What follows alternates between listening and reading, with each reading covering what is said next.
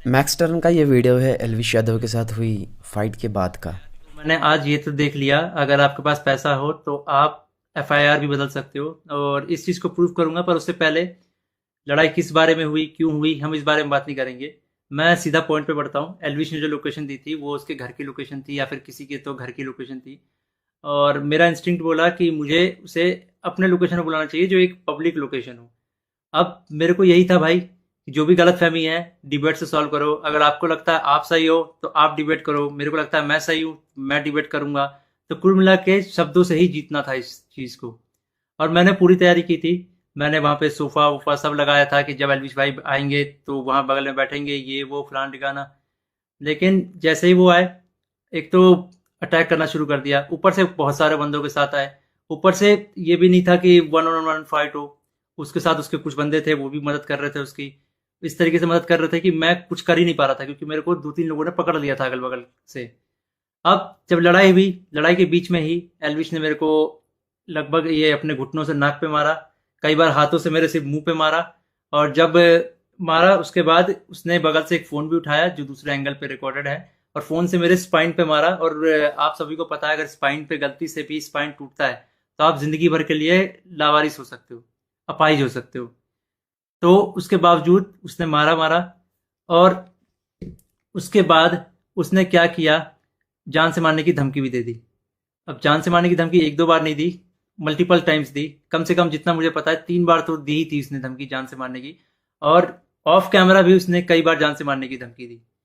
अब ये सब होने के बाद जब लड़ाई वड़ाई खत्म हो गई तो उसके बाद वो वापस जा रहे थे तो वो जो बंदे लाया था उनमें से कुछ बंदे मेरे को, मतलब होता है ना एक प्यार से धमकाने वाला सीन, कि भाई सॉरी बोल दे, क्यों ले रहा है पंगे ये वो। भाई मैं तो अपने चीज़ों पे अटल था। मैंने बोला मैं सॉरी तो नहीं बोलूँगा क्योंकि मैंने गलती तो की नहीं है। उसके बाद एल्विश ने भी थोड़ा ट्राई किया था सॉरी बुलवाने के लिए, लेकिन मैंने उसको भी सॉरी नहीं बोला। और ये सब जब हुआ तो शुरू में मेरे को लगा मेरे को सिर्फ यहाँ चोट आई है क्योंकि मेरे को कहीं पे भी दर्द फील नहीं हो रहा था। तो मेरे को शुरू शुरू में सिर्फ यहाँ चोट आई। उसके बाद 1 डेढ़ घंटे बाद मेरे को यहाँ पे दर्द होना शुरू हुआ, और फिर 2 से 3 घंटे बाद मेरे पूरे स्पाइन में दर्द होना शुरू हुआ। और इस तरीके से हुआ कि मैं सो ही नहीं पाया। सुबह 4 बजे मैंने सोने का ट्राई किया था, मैं दोस्त के घर साकेत गया हुआ था। मैंने सोने का ट्राई किया, अनफॉर्चुनेटली मैं दर्द से सो ही नहीं पाया। उसके बाद हम जब दर्द हो रहा था तो हम गए वहाँ पे मैक्स हॉस्पिटल साकेत के, मेडिकल निकलवाने। तो उन्होंने मना कर दिया विदाउट एफआईआर नहीं होगा। तो मेरा यही था, मेरा दिमाग शॉक में था, एफआईआर हमने की नहीं थी। फिर हमने डिसाइड किया कि दोपहर के 12 बजे के आसपास हम एफआईआर करेंगे लॉन्च, और उसके बाद मेडिकल करवा लेंगे पुलिस की मदद से ही। तो हम गए एफआईआर करने। अब जब एफआईआर करने गए तो हमने पूरा बता दिया कि भाई ये सेक्शन लगाना है, अटेम्प्ट टू मर्डर है, साफ साफ दिख रहा है। तो वो जो एसएचओ थे उन्होंने बहुत अच्छे से बात की। उसके बाद एसएचओ अपने इंस्पेक्टर के फ़ोन में कॉल करते हैं, बोलते हैं कि पूरा इसको ना पब्लिक मत करना, गुप्त तरीके से रखना, हम लोग गुप्त तरीके से लड़ेंगे। मेरे को तभी डाउट था कि एफआईआर को दबाने की कोशिश की जाएगी। और वही हुआ। अभी मैंने एक आर्टिकल पढ़ा जिसमें एल्विश के ऊपर एक भी वो सेक्शन नहीं लगा जो मैंने एफआईआर में लिखवाई थी। अटेम्प्ट टू मर्डर का एक भी सेक्शन नहीं है उसमें। तो कुल मिला के मैं क्या समझूं, अगर आपके पास पैसा हो तो आप एफआईआर भी बदल सकते हो। मतलब हरियाणा में इस तरीके से गुंडागर्दी चल रही है कि एक बंदा आता है मारता है और उसके खिलाफ कोई एक्शन नहीं होता, उसको पुलिस पकड़ के लेके नहीं जाती।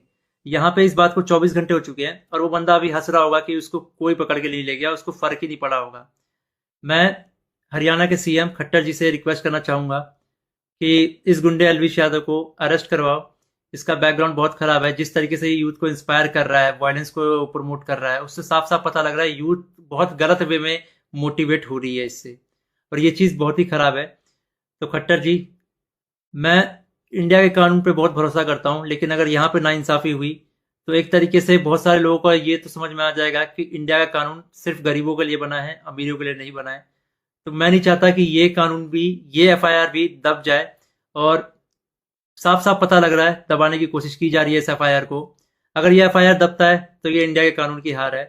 मैं आप लोगों से रिक्वेस्ट करूंगा, गुरुग्राम पुलिस को और खट्टर जी को इस ट्वीट में टैग करो और उन पे उनको रिक्वेस्ट करो कि एल्विश यादव को जितनी जल्दी हो सके, इस गुंडे को जितनी जल्दी हो सके अरेस्ट करा जाए।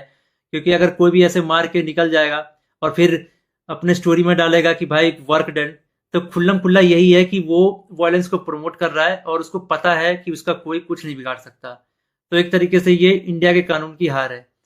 तो अभी जो मैं एफआईआर लिखवा के आया था, मुझे उसकी कॉपी भी नहीं मिली और मुझे लगता है मिलेगी भी नहीं। बोला तो वैसे सुबह मिल जाएगी, लेकिन आई डोंट थिंक सो, क्योंकि आर्टिकल में साफ साफ दिख रहा है कि एफआईआर के जो सेक्शन है वो बहुत अलग किए गए हैं।